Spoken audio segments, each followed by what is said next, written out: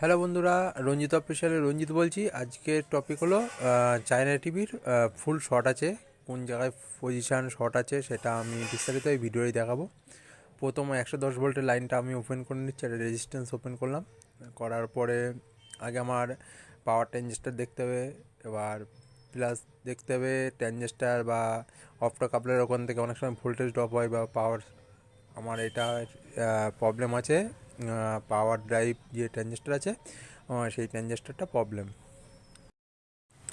কিছু কিছু রেজিস্ট্যান্স আছে এমনই যার 5 ব্যান্ড আছে, 5 ব্যান্ডের কিছু মান বোঝা যাচ্ছে না, কালার চেঞ্জ হয়ে গেছে হিট হয়ে, ঠিক আছে কিছু কিছু এর। তা আমি এই ট্রানজিস্টারটা খুলে নিলাম, নেওয়ার পরে আমি লাইন দিয়ে দিলাম, দেখলাম শর্ট নেই আর।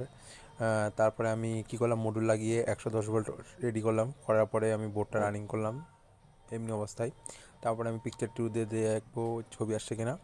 সব কিছু ভোল্টেজগুলো মেপে নিলাম আমি, দেখছেন 110 ভোল্টের জায়গায় 107, 110, ঠিক আছে ওই ভোল্টেজটাই,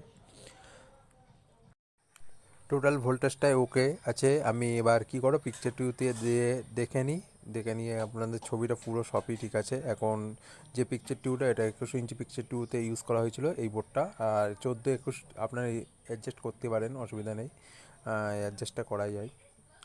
আর আমি এটা 14 ইঞ্চি পিকচার টিউ দিয়েই দেখাচ্ছি।